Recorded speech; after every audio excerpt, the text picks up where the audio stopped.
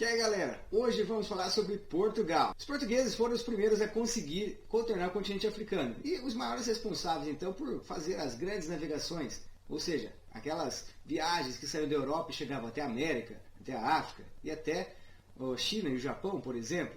Como resultado da importância dos portugueses, a língua portuguesa hoje é falada em todos os continentes, na América, na África, na Ásia e na Europa. Felipe, você esqueceu da Oceania. Sim, esqueci, mas lá tem o Timor-Leste que também fala português. Felipe, faltou a Antártida. Não, na Antártida também tem uma base científica brasileira lá e também se fala português. Vamos para o mapa então para a gente conhecer todas essas áreas que os portugueses chegaram através das grandes navegações e vamos comentar as rotas que esses viajantes fizeram também. Vamos lá para o computador então agora. E aí pessoal, esse aqui é o planeta Terra, como vocês sabem. Vamos aqui mostrar Portugal.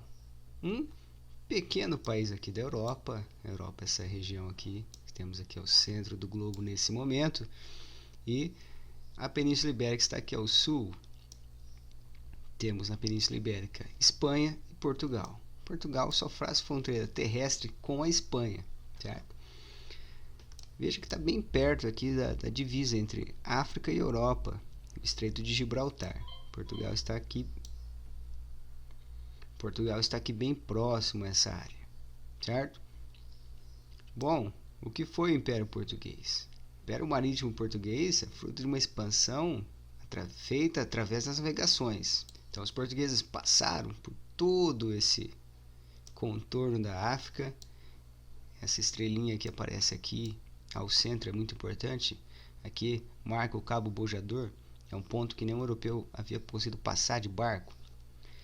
Logo ao lado tem várias ilhas, mas delas pertencem à Espanha hoje. Aqui à esquerda já temos Cabo Verde, aqui onde estou clicando. Cabo Verde é um dos países que ainda fala português hoje. Guiné-Bissau é outro, está aqui já no continente africano à direita, tá? Mais abaixo, perto aqui do Golfo da Guiné, essa região aqui, temos as ilhas de São Tomé e Príncipe. São Tomé é a ilha maior e Príncipe é a menorzinha. As duas juntas formam um país.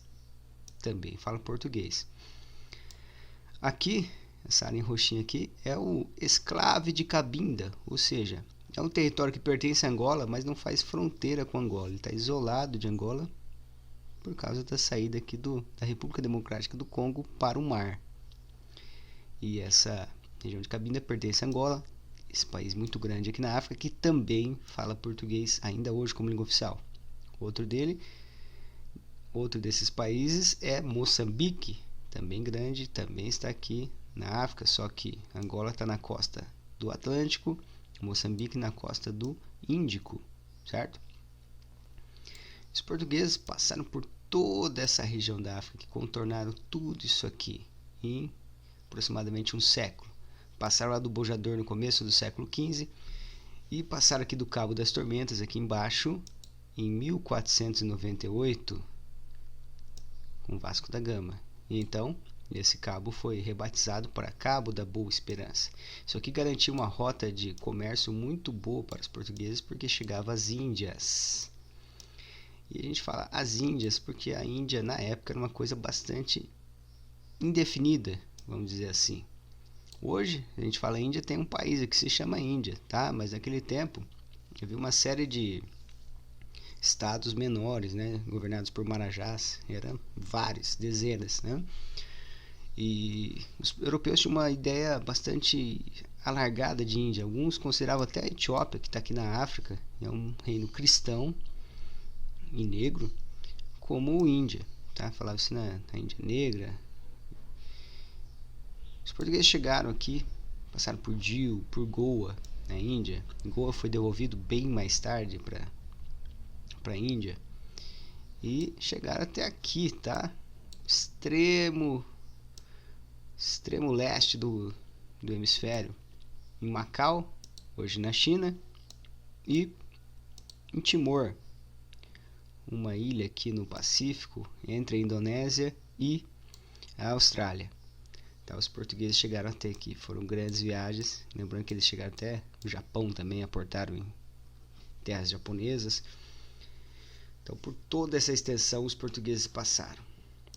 Tudo isso graças à combinação de sorte, oportunidade e muito talento, muita ciência, muito investimento também nessa área, pois Portugal não tinha um grande território, então eles precisavam, né, de uma expansão, precisavam muito do comércio, se lançaram ao mar, tiveram muito êxito nisso, e depois foram sendo copiados por outros países.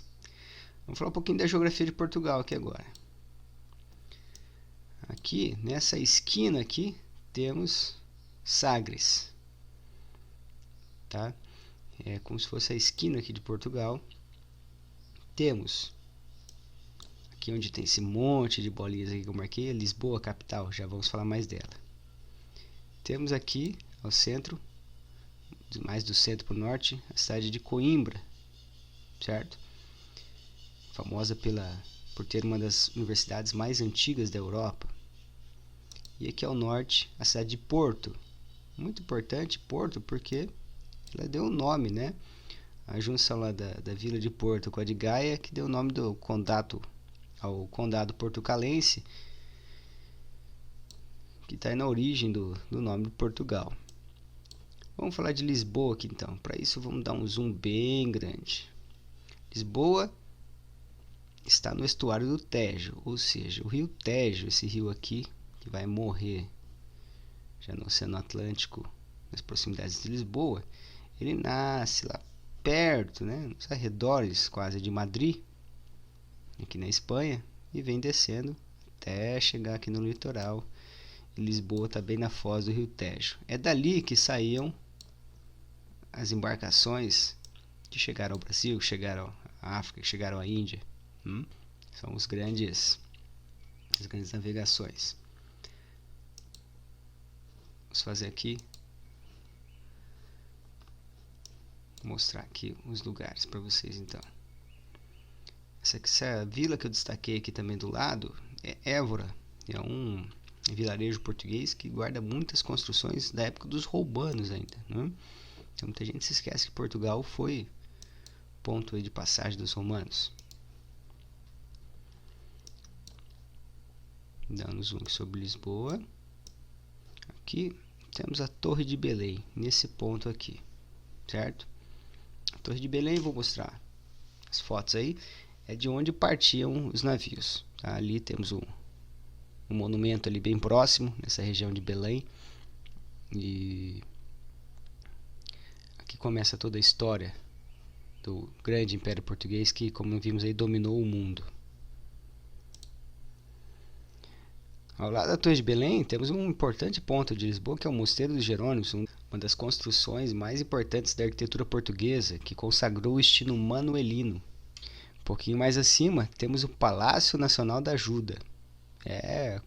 Alguns dizem que é o Versailles de Portugal.